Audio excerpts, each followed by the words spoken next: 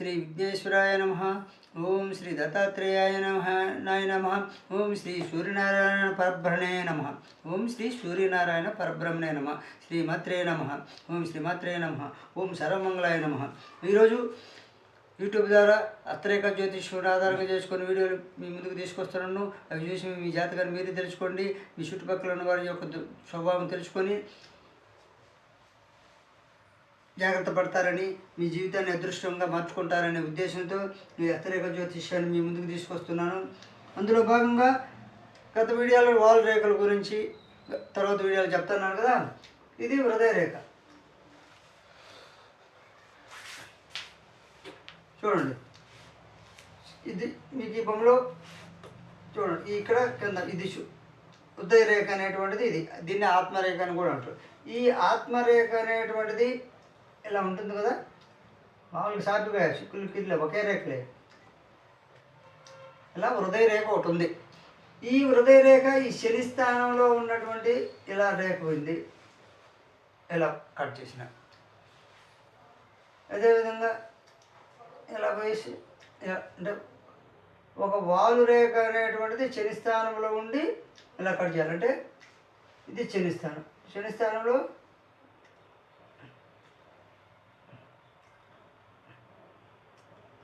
ఇలా కట్ చేసుకుంటూ పోతాయి. ఇలా వాల్ రేఖలు ఇలా కట్ చేసుకుంటా. ఎవరికైతే ఈ శని స్థానంలో ఈ వాల్ రేఖలు ఆత్మరేఖను కానీ హృదయ రేఖ అంటారు, వాటిని ఖండించుకుంటూ పోతే ప్రబల వ్యాధి, వీళ్ళకి ప్రబలమైన వ్యాధి ఉన్నట్టు. అంటే ఈ మధ్యవేలు కింద ఉండేటువంటి వాలు రేఖలు అనేటువంటివి ఈ వాలు రేఖలు వాలి శని స్థానాన్ని కానీ కట్ చేస్తే, అంటే హృదయ రేఖ శని స్థానంలో ఉండి హృదయ రేఖను కానీ కట్ చేస్తే వారికి ప్రబలమైన వ్యాధి ఉంది. తెలియదు, చెప్పరు. చెప్పకపోయినా మనకి ఒక వ్యక్తికి వ్యాధి ఉండే విషయము ఈ విధంగా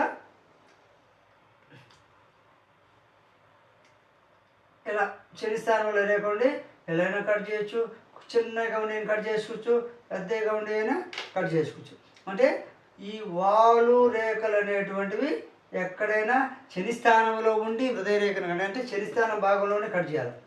శని స్థానం భాగంలో ఉండి ఈ హృదయ రేఖను ఎవరికైతే ఖండిస్తుందో వారికి ప్రబలమైన వ్యాధి ఉంటుంది. అదేవిధంగా శరీర సుఖము ఉండదు. శరీర సుఖము అనేది ఉండదు, లేకపోవట. పార్శ్వ నొప్పి, ఎప్పుడు తలనొప్పి అంటూ ఉండే వాళ్ళకి ఈ శని స్థానంలో ఉండే రేఖలు ఈ విధంగా రేఖలు ఇలా హృదయ రేఖను ఖండించుకోపోవడం, ఇలా ఇలా ఇది శని స్థానం. ఇదంతా శని స్థానం. ఈ శని స్థానంలో ఉండే రేఖలన్నీ ఆ భాగంలో శని మధ్యవేలు కింద భాగంలో ఈ హృదయ రేఖ అంతా ఖండించాలి. అంటే వాలుగా ఉండే రేఖలు కానీ ఖండిస్తే పార్శ్వ నొప్పి ఉంటుంది. అంటే ఇప్పుడు తలనొప్పి పార్శ్వ నొప్పి ఉండే వాళ్ళకి విధంగా ఈ రేఖల్లో పోవాలంటే నేను చెప్పినటువంటి రెమెడీ చేసుకోండి. ఏదో ఒక నువ్వుల నూనె దొరకకపోతే మామూలు నూనె సూర్యుడికి నమస్కరించుకోండి. నువ్వుల నూనె మంచిది. తర్వాత మిగతాయింది ప్రబల వ్యాధి ఉంటుంది, శరీర సుఖం ఉండదు, పార్శ్వ నొప్పి ఉంటుంది, ఎప్పుడు అశాంతిగా ఉంటారు, ఏదో దిగులుగా ఉంటారు. అదేవిధంగా హృదయ తాపం ఉంటుంది. హృదయం అనేటువంటిది ఎప్పుడు ఏదో మామూలుగా పోగొట్టుకున్నట్టుగా తాపం, ఏదో చెడు జరిగినట్లుగా, అంటే హృదయ తాపం ఉంటుంది. ప్రాణమిత్ర వైషమ్యాదులు జరుగును. ప్రాణమిత్రులు మిత్రుల వైషమ్యాలు కూడా గొడవలు వస్తాయి. అంటే ఎప్పుడైతే మధ్యవేలి కింద వాల్ రేఖలు ప్రారంభమవుతాయో వైషమ్యాలు వస్తాయి, అంటే భేదాభిప్రాయాలు వస్తాయి. మిత్రులు కూడా భేదాభిప్రాయాలు వస్తాయి. ఆ విధంగా వచ్చేసి దుఃఖం కలుగుతుంది, పార్శ్వ నొప్పి వస్తుంది, శరీర సుఖం ఉండదు, ప్రబలమైన వ్యాధి ఉంది. అంటే మనం పరీక్ష చేసుకోకముందే ఇక్కడ శనిస్థానం మధ్యవేలు కింద రేఖలు చూసేసుకొని మన వ్యాధి నిర్ధారణ చేసుకోవాలి. అసలు వాస్తవంగా మనం హాస్పిటల్కి పోయి పరీక్షలు చేసుకునే ముందే మన హస్తరేఖ జ్యోతిష్యం తెలిగితే ఏ వ్యాధి ఉందో కొద్దిగా తెలిసిపోద్ది మనకు వ్యాధి ఉందా లేదా. మనకు వ్యాధి ఉందా లేదా తెలియాలంటే శని స్థానంలో ప్రబలమైనటువంటి వాల్ రేఖలు అనేవి వచ్చి ఈ రేఖను ఖండించాలి. అదేవిధంగా ఆయుష్ రేఖ కింద కూడా మీకు తెలిసి ఆయుష్ రేఖ అంటే ఇట్లా ఉంటుంది. ఇది ఆయుష్ రేఖ కింద కూడా వచ్చి ఆ రేఖను ఏదైనా రేఖ కట్ చేస్తే ఆయుష్ రేఖ ఒక ధనరేఖ కట్ చేసింది అనుకున్నాను. ఆయుష్ అంటే ఆరోగ్యానికి ఆర్థిక నష్టం జరిగినట్టు, అంటే అనారోగ్యం కలిగి ఎవరికైతే ఆరోగ్య రేఖను ఒక ధనరేఖ ఖండిస్తే అంటే ఖండించినట్టుగా ఉండాలి. అంటే మామూలు రేఖ పోవడం ఇబ్బంది, మెయిన్ రేఖ పోవడం కాదండి, ఖండించినట్టుగా ఒక పాయి వచ్చి కానీ ఈ విధంగా ఖండిస్తే ఆర్థిక నష్టం వచ్చింది. ఆ ఆర్థిక నష్టం ఎందుకు వచ్చిందంటే ఆయుష్ అంటే అనారోగ్య కారణంగా ఆర్థిక నష్టం జరిగింది, అంటే మెడికల్ ఖర్చు అయింది. ఈ విధంగా ఇక్కడ కూడా హృదయ రేఖను ఒక వాళ్ళ రేఖను ఖండిస్తే వాళ్ళకి పార్శ్వ నొప్పి నిరంతరం ఉంటుంది అని చెప్పాను, ప్రబల వ్యాధి ఉంటుంది, అదేవిధంగా అశాంతి ఉంటుంది, హృదయ తాపం అనేటువంటిది మనసులో ఏదో తెలియని బాధ ఉంటుంది, ప్రాణమిత్ర వైషమ్యాలు కూడా ప్రారంభమవుతాయి. అదేవిధంగా శని స్థానంలో నక్షత్రం, ఇక్కడ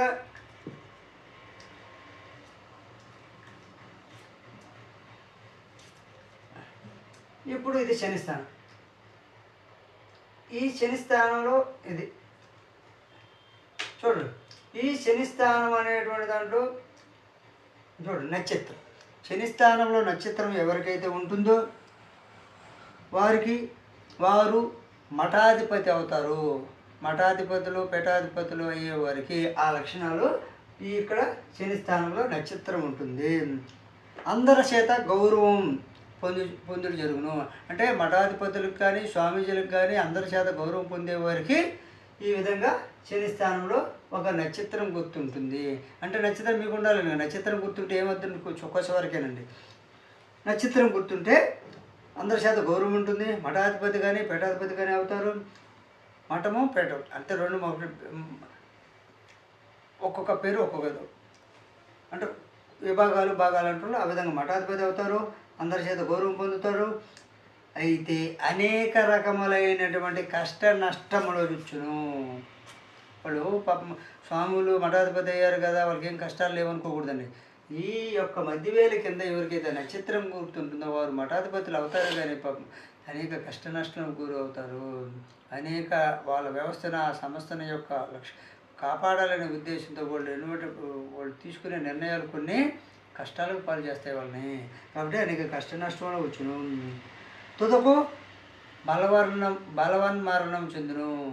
అంటే మామూలు జైలు స్వాములు అంటున్నా బలవన్మరణం అంటే వాళ్ళ మామూలు కపాలం పగలు కొట్టుకుంటుంటారు అంటారు కొందరు.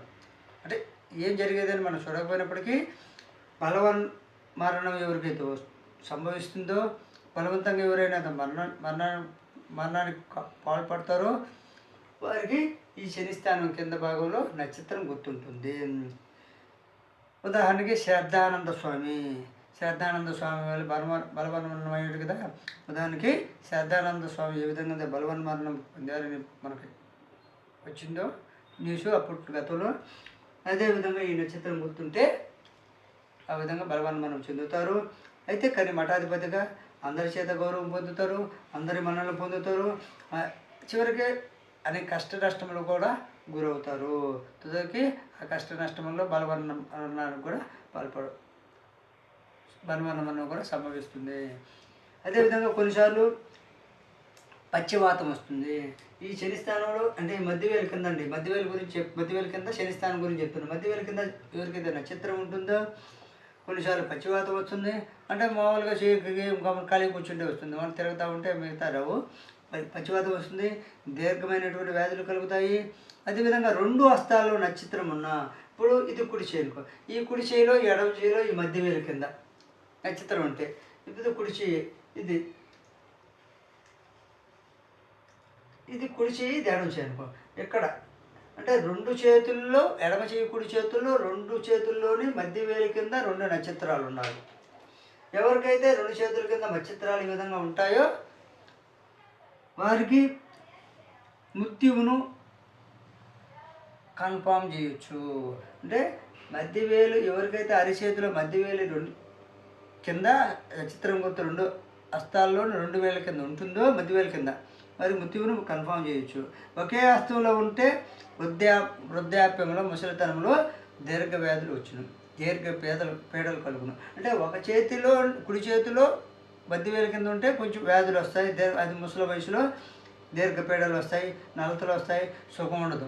కానీ రెండు చేతుల్లో కానీ మధ్యవేలు కింద ఇద్దరికి రెండు నక్షత్రాలు ఉంటే మాత్రం మృత్యువు ఖచ్చితంగా ఉంటుందని. కాబట్టి ఆ నక్షత్రం ఉన్నవాళ్ళు ఆ ప్రాంతంలో కొద్దిగా నువ్వుల నూనె కానీ ఏదో ఒక తైలాన్ని కానీ పూసి కొంచెం 6 నుంచి సూర్యభగవాన్ ఎండలో ఉదయాన్నే విటమిన్ డిని ప్రసరింపజేపిస్తే ఈ నక్షత్రం ముందు మాయమైపోతుంది, చతురస్రం ఏర్పడుతుంది, మీకు రక్షణగా ఉంటుంది. మీరు తెలుసుకొని సాధన చేయడానికి ఈ రేఖలు నేను చెప్తున్నాను. ఒక ఉంది నక్షత్రం ఉంది భయపడాల్సిన అవసరం లేదు. సాధన చేసి ఏదైనా సాధించుకోవచ్చు. కదా కర్మఫలం అనేది ఉంటుంది కదా, కొంత లేట్ అవుతుంది. కాబట్టి నా వీడియో నచ్చితే లైక్ చేయండి, షేర్ చేయండి, సబ్స్క్రైబ్ చేయండి.